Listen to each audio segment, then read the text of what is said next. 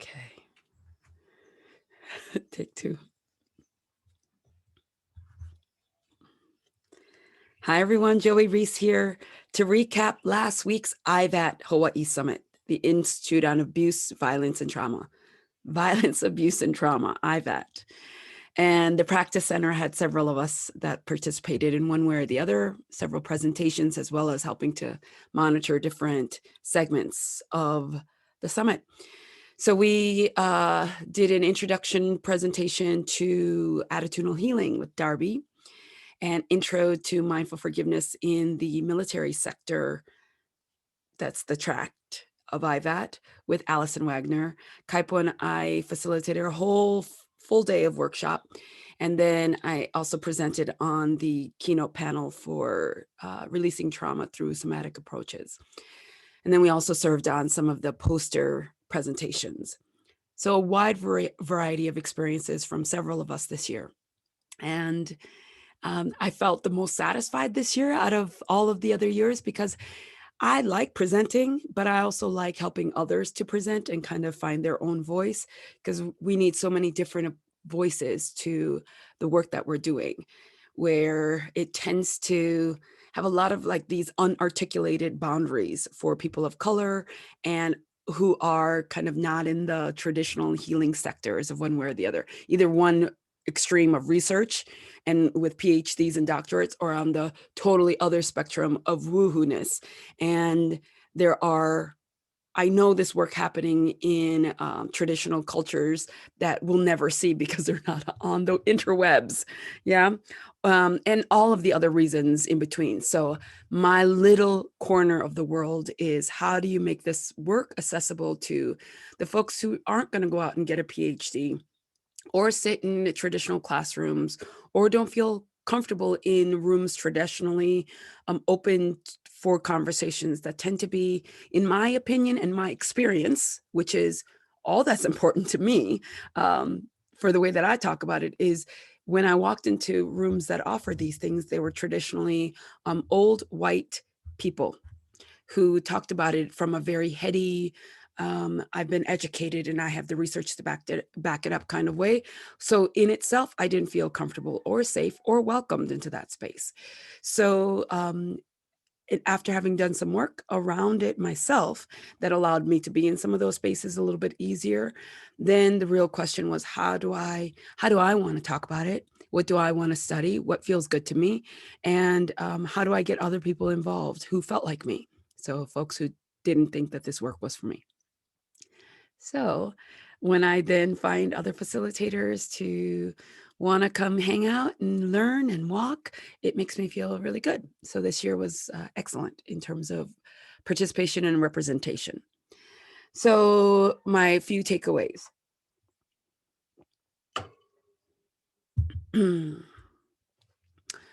One, mindfulness, and talking about mindfulness, and then mindful meditations that have been around, and professionals talking about it forever.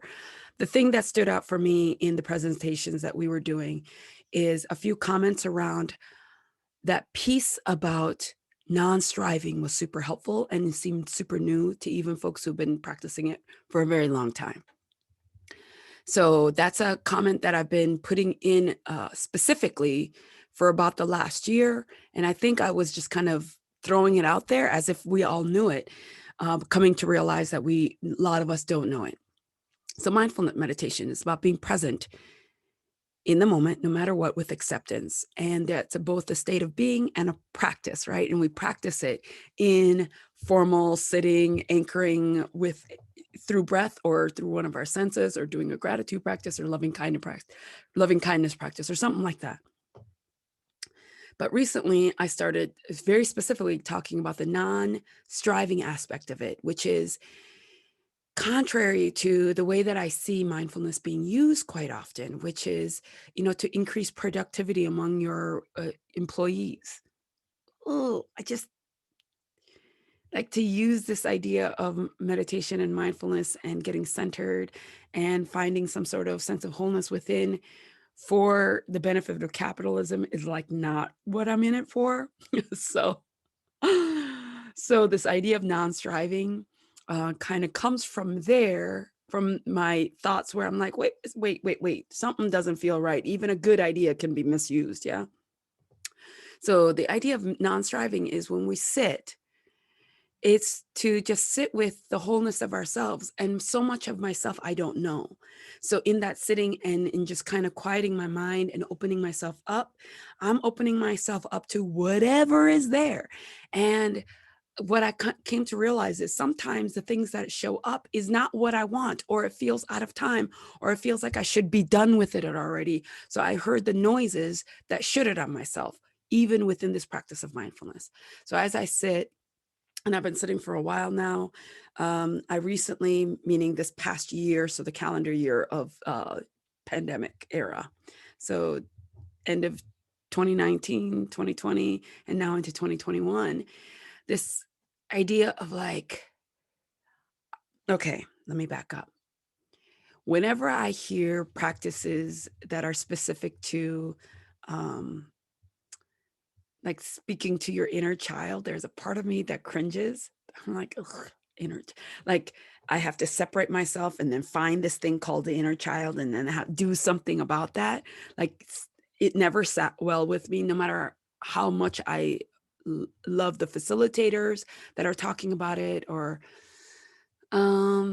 whatever the research or the books that I've read. Like every time it comes to that part, there's a piece that doesn't feel authentic, or it doesn't lead me to me. It leads me kind of away from me and like a split self. I don't know quite how to explain it, but I'm just saying I didn't like it.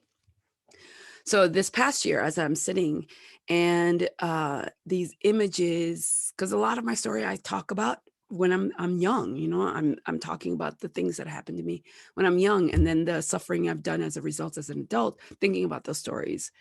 So as I sit, it's like a story of sadness comes, or I start, the sad part, I guess, of the grieving process, which helps me to think about the times when I was young and I felt really alone.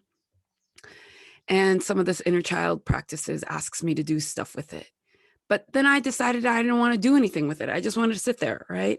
So like when I remember in my little body feeling so super sad, but mostly it was scared. And I remember like being really wide-eyed and kind of just being hyper vigilant and watching everything around me, not understanding what was happening, but knowing I couldn't really ask. Like, even when I think about it right now, I can start feeling my heart racing a little bit.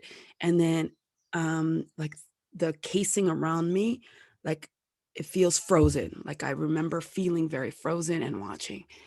And so when I'm sitting in meditation now as an adult and I can feel that coming up, like I ask myself, what if I didn't have to do anything? What if I just had to sit there and just kind of feel myself, and then kind of open up my senses and go, right now, you're okay, Joey.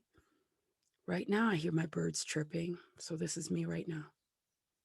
And I'm sitting in my new office chair. I didn't buy the highest end. There was a part of me that wanted to buy a $500 chair, but I didn't. I bought the like $200 chair that was on sale. So I'm sitting there going, I wonder if it would have felt better on my butt with the $500 chair. And then I come back to breathing. And then as I'm smelling, I go, oh, I didn't put on my diffuser this morning yet.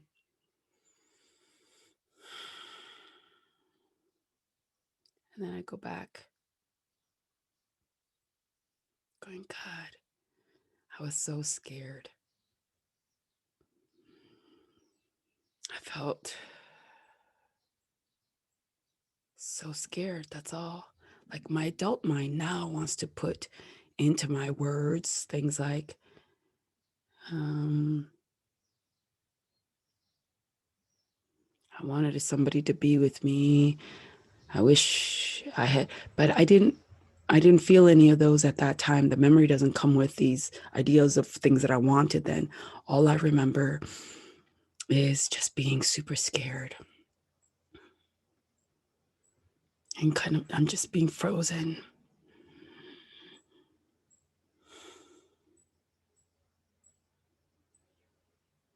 there were just a few meditations where I like really felt that. And I didn't really want to do anything else with it, just be there with it. And then, like one of the meditations, I remember thinking, okay, go back to where you actually felt safe during that time. And the image that I wanted to find was of me like snuggled into big arms. I don't care. I didn't really care whose arms it was. But then I couldn't find that. And so I was like, okay, how about your mom's? Like, how about really being snuggled into your mom's arm? Can you find something like that? And I couldn't. And that made me really sad. And I cried about that for a little bit. And then I was like find any image of you just kind of snuggling up into anyone's arms, feeling super sad and just being held and feeling safe. And I couldn't. Like that fucking sucks. So I just sat there and cried for a little bit. And then I thought, well, if you couldn't find any, I wonder if you were able to give any of that as a mom. And I tried to find times when I just let my kids cry and just held them. And I think a lot of times I didn't do that either because just didn't. I wanted them to like suck it up and figure it out and like find an answer. Because I thought for a long time that my salvation would have been in me be able to figuring something out faster or better or quicker or something, instead of just saying, I wonder what would have happened if you just found arms that allowed you to just be scared so that you could go through that and then figure out a way to feel safe.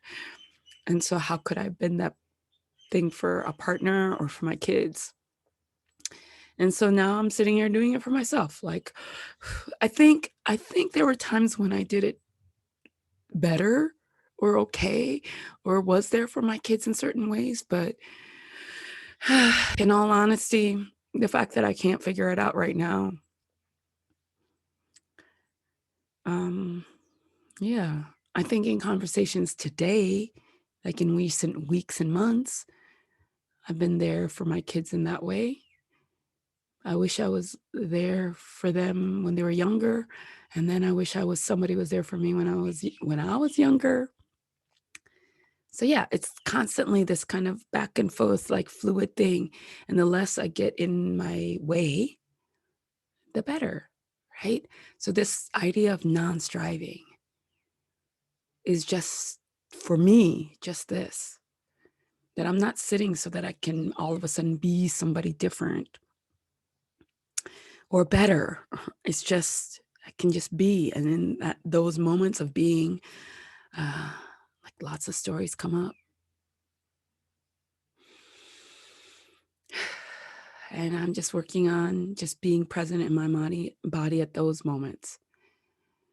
So get that feedback in both the chats and like people's voices as they unmuted when they were invited and upgraded into panelists. It was affirming. I dig it. So that's the message, or that's the biggest takeaway and recap for me. Out of all the things that I learned and all of the speakers that I listened to, and there were some really great ones. And I want to come back and talk about one other piece of it another time.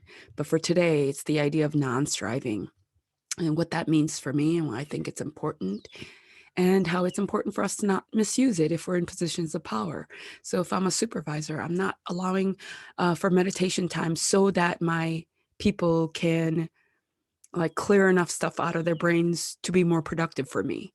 I really am in it so that people feel better, and in their feeling better, they'll do things that are better for them. And in doing that, I think our communities will be more healthy, more connected, more joyful, more peaceful.